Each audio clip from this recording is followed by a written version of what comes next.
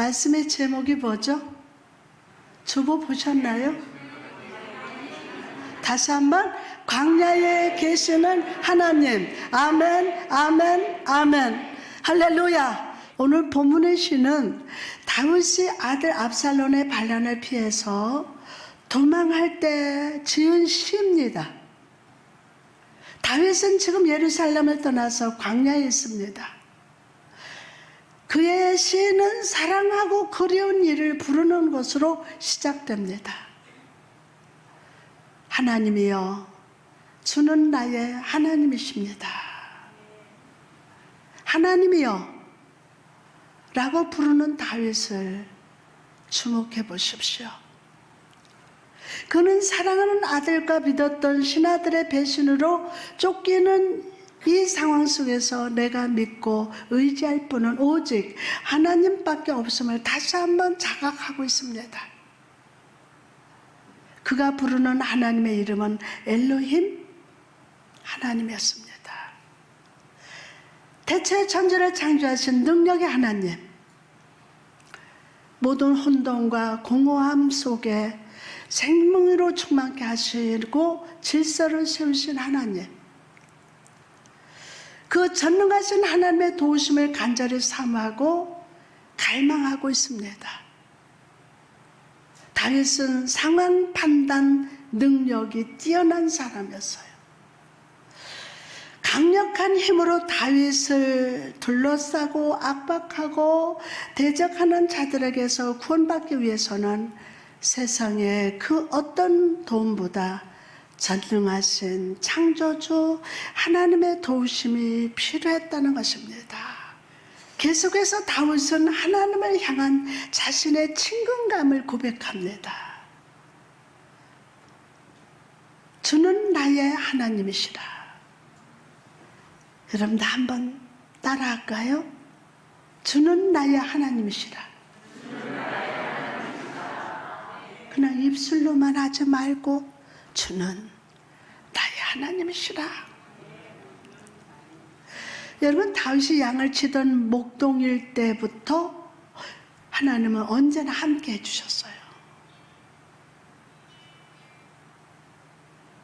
사무엘상 17장 37절에 보니까 다윗이 이르되 여호와께서 나를 사자의 발톱과 곰의 발톱에서 건져주셨은즉 나를 이 블레셋 사람의 손에서도 건져내시리다. 양치기였던 다윗에게 사무엘을 보내셔서 기름을 쫙 부어주심으로 이스라엘의 왕으로 세워주셨어요. 골리앗 앞에서도 두려워하지 않고 물맷돌을 던질 때 권능으로 함께 하셔서 승리케 하셨습니다. 10년이 넘게 다윗을 추격하고 죽이려 했던 사울의 칼에서도 지켜주셨어요. 지난날에 하나님이 함께 하신 모든 일들을 돌아봤을 때 하나님은 오랜 친구처럼 가깝고도 친근한 분이셨습니다. 내가 간절히 주를 찾되 물이 없어 마르고 황폐한 땅에서 내 영혼이 주를 갈망하며 내 육체가 주를 앙망하나이다. 전능하신 하나님, 그의 평생에 친근하고 사랑하던 하나님을 그의 영혼과 육체가 갈망한다는 거예요. 갈망한다. 목마른 사슴의 시냇물을 찾아 헤매듯이 목마른 사슴이 시냇물 찾듯 팍 목마른 사슴의 목이 타는 거요. 그래서 물을 찾아 헤매듯이 하나님을 갈망하고 있다는 거예요. 왜 그렇게 갈망했습니까? 자신의 육체의 심령이 환난으로 인해서 마르고 황폐한 땅과 같았기 때문이에요. 물이 없는 땅, 마르고 갈라진 땅들이 입을 딱 벌리고 하늘의 비를 애타게 기다리는 것처럼 오직 하나님이 주시는 은혜의 단비만이 메마르고 곰핍한 내 영혼을 채우시고 만족해 하실 것을 믿었기 때문이에요. 여러분, 우리가 살아가는 이 세상은요, 광야와 같이 천박한 곳입니다. 여러분, 하나님께서 오늘 특별한 관심으로 은혜로 돌봐주시지 않으면 한순간도 살아가기 힘든 곳이에요. 그러므로 오늘 우리가 광야에서 물을 찾는 사슴처럼 하나님을 간절히 찾아야 합니다. 그러나 오늘 많은 주의 자녀들이 인생의 광야 속에서 하나님이 아니라 다른 세상의 도움을 찾습니다. 마치 어린아이들이 편지를 붙인다고 하면서 밖에 나가서 그 편지를 하수구에 버리거나 길가에 버리는 것처럼 엉뚱한 곳에 기도의 편지를 넣어두고 응답을 받기를 바라고 있어요. 엉뚱한 데다가 그 편지를 두고. 여러분, 하수구에 편지를 넣으면 수천 년이 지나도 응답이 오지 않습니다. 우리 기도 편지는 하나님과 교제라는 우체통에 넣어야 즉시 응답의 천사가 날아옵니다. 그러므로 여러분, 인생의 그 광야에서 하나님께 부르짖어 기도하시기 바랍니다. 하나님이 살아계심을 인식하고, 하나님은 살아계십니다. 하나님은 살아계십니다. 그렇다면 그 하나님의 살아계심을 여러분 인식하고 하나님을 부지런히 부르짖으며 그분을 찾는 모든 자에게 상 주시는 일심을 믿으시기 바랍니다. 하나님은 태초부터 오늘까지 우리의 기도를 무시하신 적 한 번도 없어요. 우리가 곤란할 때 친한 이웃을 찾아갑니다.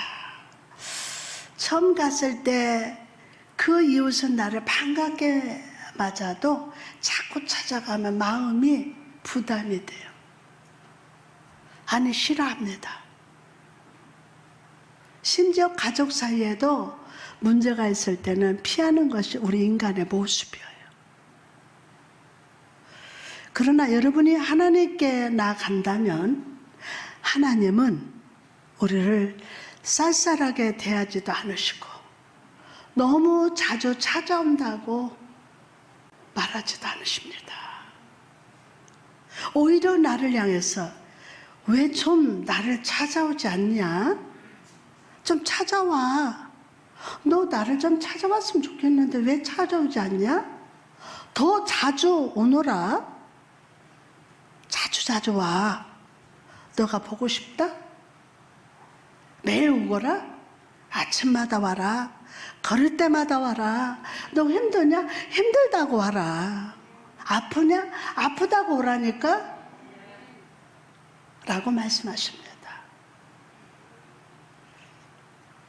자, 그럼 우리가 기도 편지를 통해서 하나님께 나아갈 때 임하는 축복이 무엇입니까? 첫째, 기도를 통해서 하나님을 알게 되기 때문입니다. 기도를 통해서 하나님을 알게 돼요. 사역을 하면서 저는 성도들의 기도를 이렇게 주의 깊게 들을 때가 있습니다. 근데 기도 중에 대부분이 어떻게 주옵소서, 도와주옵소서, 축복하여 주옵소서, 같이 달라는 기도가 대부분이었어요. 이처럼 우리는 기도할 때 현실 문제에 급급해서 나만 위해서 기도하는 경향이 있어요. 나만. 우리 가정, 우리 문제. 그러나 현실에서 일어나고 있는 문제만 보고 기도하면 정작 중요한 기도를 하지 못할 때가 많아요. 에베소서를 보면요, 에베소 교회 성도들을 향한 바울의 기도가 나옵니다. 바울에게 있어서 첫 번째 기도 제목은 무엇이었습니까? 에베소서 1장 17절에 보니까 우리 주 예수 그리스도의 하나님 영광의 아버지께서 지혜와 계시의 정신을 누구에게? 너희에게 주사 하나님을 알게 하시고, 하나님을 알게 하시고. 바울에게 있어서 첫 번째는 성도들의 필요가 아니었습니다. 성도들 형통이나 건강이나 치유가 문제가 아니라 이 성도들이 하나님을 알되, 누구를 알되? 하나님을 알되 더욱 깊이 알게 해달라고 간구하고 있습니다. 광야 같은 인생 속에서 하나님을 아는 일은 우리 모두에게도 가장 중요한 기도 문제, 기도 제목이에요. 하나님을 아는 것. 하나님을 알지 못하고 기도해 보십시오. 응? 하나님을 모르고 그냥 기도해 보시라고요. 얼마나 큰 비극입니까? 하나님을 알지 못하고 기도하는데. 하나님을 알지 못한 채, 나를 향한 하나님의 마음과 섭리를 알지 못한 채 하루하루를 산다고 한번 생각해 보십시오. 우리는 얼마나 많이 넘어지고 실패하며 원망, 불평하겠습니까? 하지 않겠습니까? 그러므로 여러분, 이 시간 깨어서 기도하되 다윗처럼 하나님을 내 하나님으로 깊이 알게 해달라고 기도하십시오. 축복합니다. 자, 두 번째로 깨어서 기도하는 자만이 마귀를 이길 수 있어요. 압살롬과 배신한 신하들이 다윗을 대적했듯이 우리 인생 속에는 성도를 대적하고 방해하는 세력들과 악한 영이 존재합니다. 또 이 악한 영의 역사는 각 사람 개인에게 역사하고 있습니다. 이 악한 영들은요, 오늘도 깨어 있어서 영적으로 잠들어 있는 자들의 마음속에 역사합니다. 그런데 성도들이 잠자는, 영적으로 잠들는 자들을 찾아다녀. 이렇게 눈을 딱 뜨고 그러면서 그 마음속에 쏙 들어가서 역사를 해요. 신앙생활을 적당히 하라고, 야, 이 정도 하면 되잖아, 적당히 하라고 유혹하고, 세상을 바라보라고 유혹하며 사람을 믿으라고 유혹합니다. 야, 저 사람 괜찮아. 사도행전 13장 8절에서 9절에 보니까 이 박수 옐루만은 저희 대적하여 총독으로 믿지 못하게 힘쓰니 바울이라고 하는 사울이 성령 충만하여 그를 주목하며. 자, 여러분, 바울이 거짓 선지자 박수를 어떻게 했습니까? 성령으로 충만해서 그를 주목했다고 그랬어요. 성령 충만해서. 그리고 성령의 충만함으로 그 귀신을 쫓아냈다고 합니다. 여러분, 이처럼 우리 삶의 역사는 악한 사단을 물리치기 위해서는 깨어 기도함으로 성령 충만 받아야 돼. 자, 제가 선포합니다. 성령 충만 받을 자다. 귀신을 쫓는 일은 육적인 일이 아니라 영적인 전쟁이에요. 영적인 전쟁이에요. 육적인 일이 아니에요. 그리고 이 전쟁에서 이기기 위해서는 우리는 항상 회개하고 기도하며 믿음으로 말씀 위에 굳게 서 있어야 합니다. 여러분, 마귀를 대적해 승리하기를 원하십니까? 정말 원하십니까? 성령 충만하십시오. 성령 충만. 그리고 성령 충만으로 기도하며 삶 속의 역사하는 마귀를 대적하시기를 주님의 이름으로 축복합니다. 마가복음 9장 28절 말씀 29절에 우리는 어찌하여 능히 그 귀신을 쫓아내지 못하였나이까? 이르시되 기도 외에는 이런 유가 나갈 수 없느니라. 내가 예수의 이름으로 명하노니 성령의 충만한 능력으로 명하노니 성도들 마음속에 역사하는 사단은 떠나가라. 질병 마귀, 가난 마귀, 음란 마귀, 불평을 주는 마귀 다 물러갈 쩌다. 오늘 성령이 여러분의 손에 마귀를 대적하는 능력을 주셨습니다. 믿습니까? 할렐루야. 오늘 이 능력으로 사단을 대적합시다. 부르짖어 기도합시다.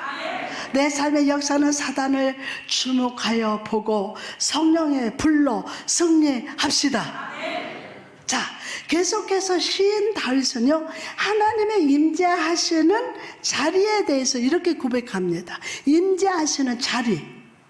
본문 2절을 보니까 내가 주의 권능과 영광을 보기 위하여 이와 같이 성소에서 주를 바라보나이다. 어디에서 바라보나이다? 성소에서. 다윗은 이전에 예루살렘 성전에서 하나님의 권능과 영광을 사모하면서 예배했던 날들을 떠올렸습니다. 하나님을 찬양하며 예배할 때 하나님의 영광과 하나님이 가까운 임재를 느꼈습니다. 비록 지금 자신은 광야에 있지만 과거에 내게 임하셨던 그 하나님의 임재와 영광을 오늘도 경험하기를 기대하면서 오늘도 내가 주를 바라보나이다. 시작. 오늘도 내가 주를 바라보나이다 라고 간구하고 있습니다. 그럼 여러분, 다윗이 광야에서 하나님을 만났을까요? 네? 다윗이 광야에서 하나님을 만났을까요? 그 외로움 광야에, 그 외로움의 광야에 하나님은 임재하셨어요. 본문 7절에 주는 나의 도움이 되셨습니다. 내가 주의 날개 그늘에서 즐겁게 부르리다. 전능하신 하나님, 친근한 하나님, 마른 땅에 이른 비와 늦은 비와 같은 하나님이 다윗에게 임재하셨어요. 마르고 황폐한 광야에서 주는 나의 도움이 되어 주셨음을 믿으시기 바랍니다. 여러분, 하나님은 언제 어디서든지 주를 간절히 찾는 자에게 영광과 권능으로 임재하십니다. 오늘도 임재하십니다. 아멘. 그러면 임재하세요. 여러분이 아무리 기가 막히고 어려운 일을 당한다 할지라도 그곳에 계시며 사망의 엄침한 골짜기에 거한다 할지라도 우리를 위한 은혜와 위로의 식탁을 차려주시고 내 자리 넘치도록 채워주심을 저와 여러분 믿읍시다. 그러나 많은 사람들은 이 하나님의 영광과 권능의 임재를 갈망하기보다 염려하고 두려워합니다. 빌립보서 4장 6절에 보니까 아무것도 염려하지 말고 다만 모든 일에 기도와 간구로 너희 구할 것을 감사함으로 하나님께 아뢰라 라고 말씀하셨습니다. 여기 염려라는 단어가 나오는데 이 단어는 헬라어로 메림나오라고 합니다. 이 단어의 뜻은 숨막히다, 목 졸리다라는 뜻입니다. 다시 말해서 염려는 성도의 삶을 숨막히게 하고 목 졸리는 듯한 느낌을 만드는 것이라는 겁니다. 마가복음 4장에 보면 씨 뿌리는 비유가 나옵니다. 7절 말씀에 보니까 더러는 가시떨기에 떨어지며 가시가 자라 기운을 막음으로 결실하지 못하였고, 예수님의 이 말씀을 듣고 제자들 무슨 뜻인지 궁금했습니다.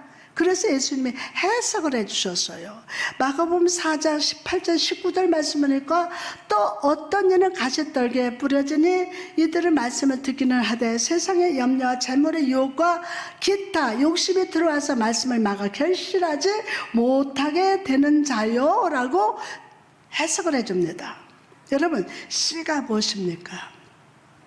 씨는 하나님의 말씀입니다. 말씀. 하나님의 말씀이 우리 마음밭에 떨어질 때 염려라는 가시떨기가 자라나면서 말씀이 자라나지 못하고 아무 결실도 내지 못하게 한다는 거예요. 우리 교회에서 많은 말씀을 듣고 그 말씀을 우리 마음속에 심습니다. 그런데 삶의 열매가 자라나지 못하는 이유가 무엇입니까? 바로 염려라는 가시떨기가 마음에 가득하기 때문이에요. 염려라는 가시떨기 나무, 이게 막 꽉 차있는 거야. 악한 사단이 우리를 갖가지 시험과 고난으로 공격할 때 우리는 사단이 지금 나를 넘어뜨리려고 공격하는구나 라고 느낍니다. 그런데 우리가 제대로 느끼지 못하면서도 우리 영을 죽이는 것이 있는데 바로 염려라는 무기입니다. 물러가라. 염려라는 거 물러가라. 아무것도 염려하지 말라고 하십니다. 그렇다면 여러분, 우리가 이 염려에서 자유하기 위해서는 어떻게 해야 할까요?